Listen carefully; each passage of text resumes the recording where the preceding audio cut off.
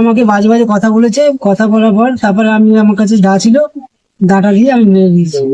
তারপরে আমি মারার পর দাটা আমি ধুয়ে স্কুলের পিছনে ব্যাগের মধ্যে রেখে দিয়েছি। সন্ধ্যাবেলা ডেকে নিয়ে এই ছেলেটা সন্ধ্যাবেলা বিজায় আমি শুয়ে আমি টিয়ার পাইছি।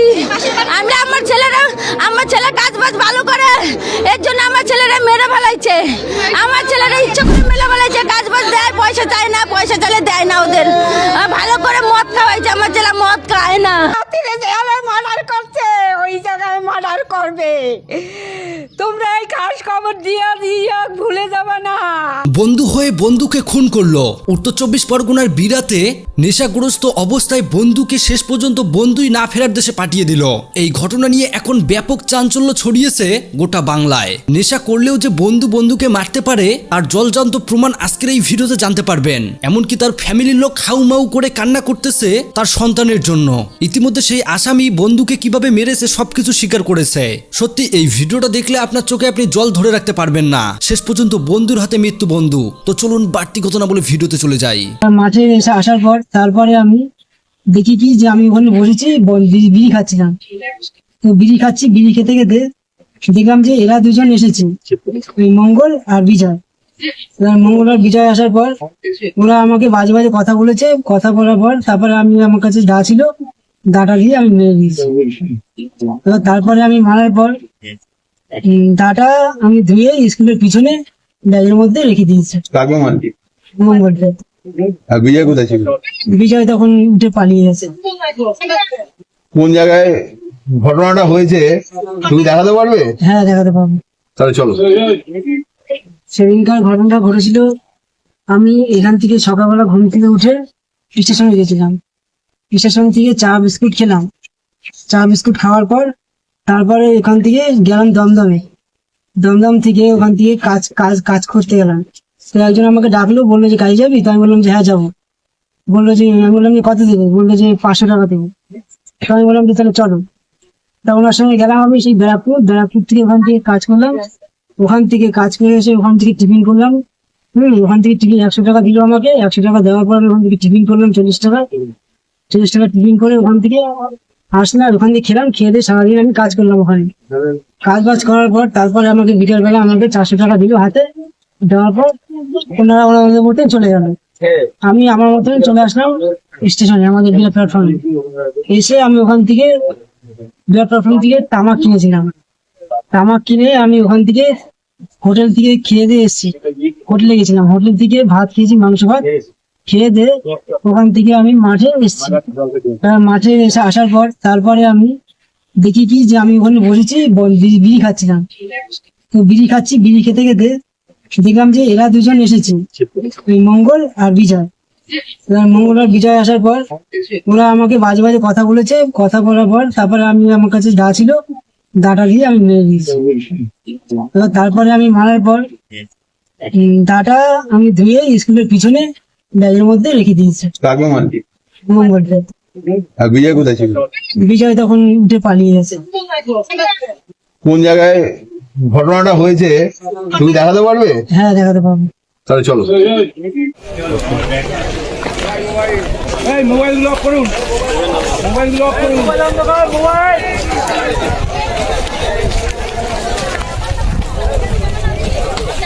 কোন জায়গায় বল?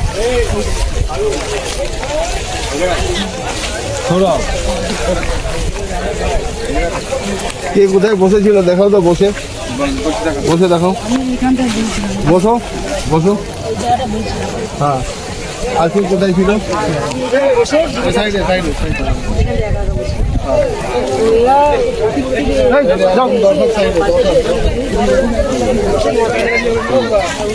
পিছিয়ে যান। তোর পাশে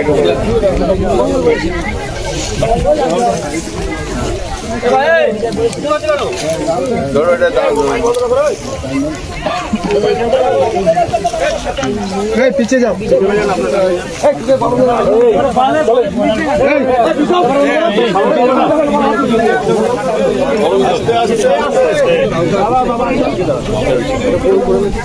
আরে দাও না বলছি রাহুল হ্যাঁ বলো বলো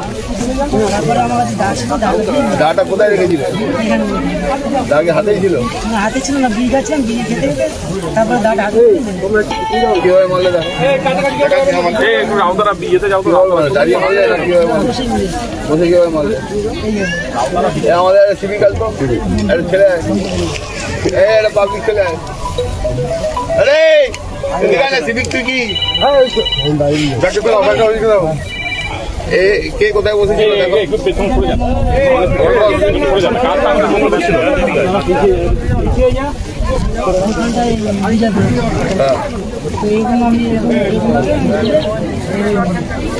দেখো কিভাবে মারলে, কটা মেরেছো? আচ্ছা তখন এই কোথায় গেল?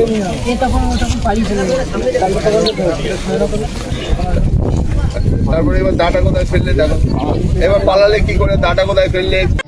ওই দুঃখ কেটে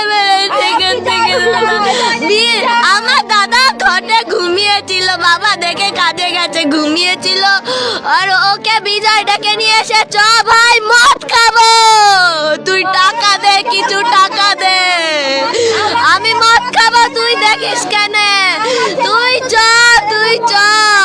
তারপরে আমার দাদা মুখ ধুয়ে গেল, তারপরে জানি না কোথায় গেল।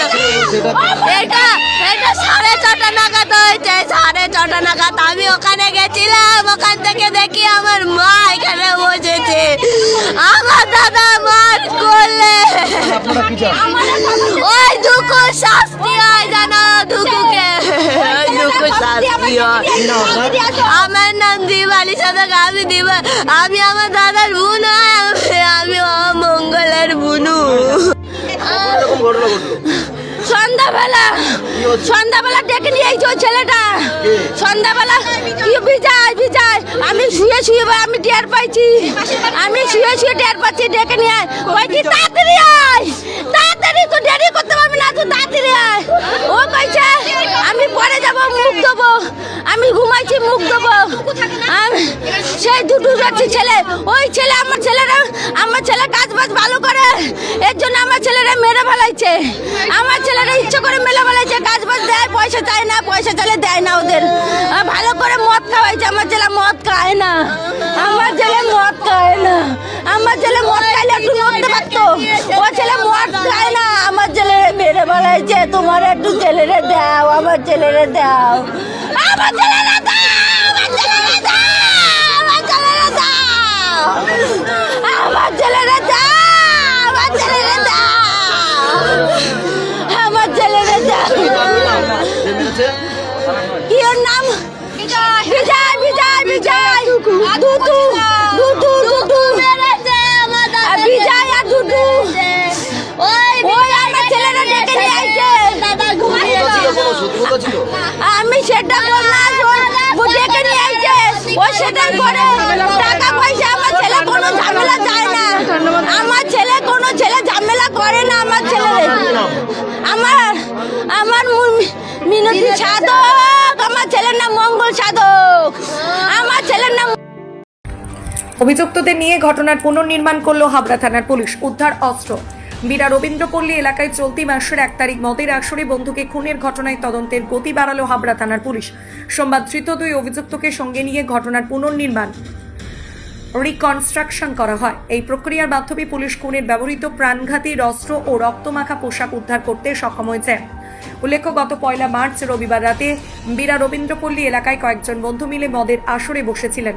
পুলিশ সূত্রের খবর, মদ্যপান চলাকালীন বচসা শুরু হয় এবং তা চরম আকার ধারণ করে। অভিযোগ, সেই সময় 2 বন্ধু মিলে তাদেরই এক সঙ্গীকে ধারালো অস্ত্র দিয়ে কুপিয়ে খুন করে। ঘটনার পর থেকে এলাকায় ব্যাপক উত্তেজনা ছড়িয়ে পড়েছিল। তদন্ত পুনর্নির্মাণ মামলার কিনারা করতে ধৃত 2 জনকে কড়া পাহারায় সোমবার অকুস্থলে নিয়ে যাওয়া হয়। তদন্তকারী আধিকারিকদের সামনে অভিযুক্তরা সেদিন রাতে মদের আসর ঠিক কোথায় বসেছিল, ঠিক কী নিয়ে বচসার সূত্রপাত এবং কিভাবে হামলা চালানো হয়েছিল, খুন করার পর তারা কোন পথে পালিয়েছিল। পুলিশি জেরায় অভিযুক্তরা স্বীকার করে যে খুনের পর তারা অস্ত্রটি একটি ঝোপের আড়ালে লুকিয়ে রেখেছিল।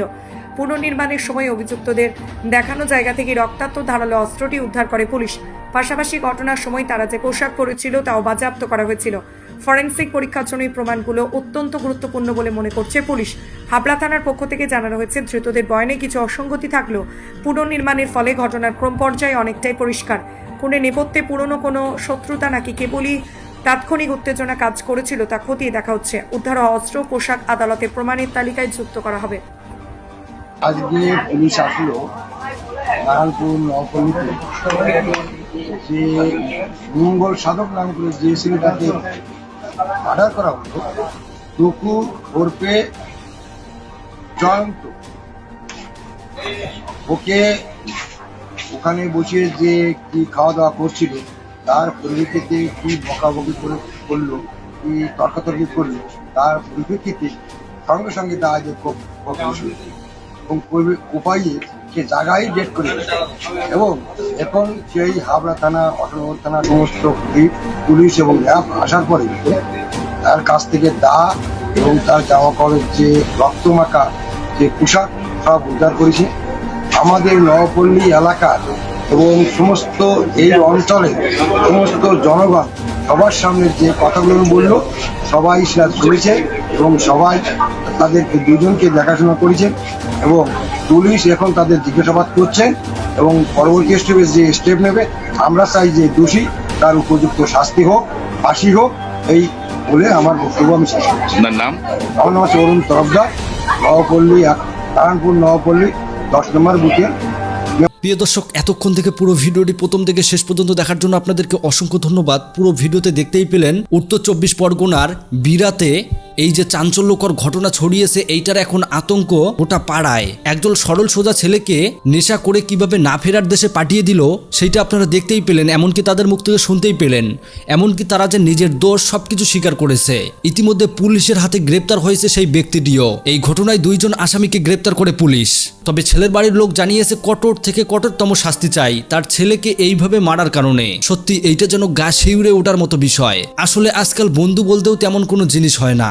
তো যাই হোক, পুরো ভিডিও দেখার পর আপনাদের মতামত কমেন্ট বক্সে জানাবেন। পারলে ভিডিওটি শেয়ার করে দেবেন, সবাই যাতে এই রকম বন্ধুদের থেকে সতর্ক থাকে। ধন্যবাদ।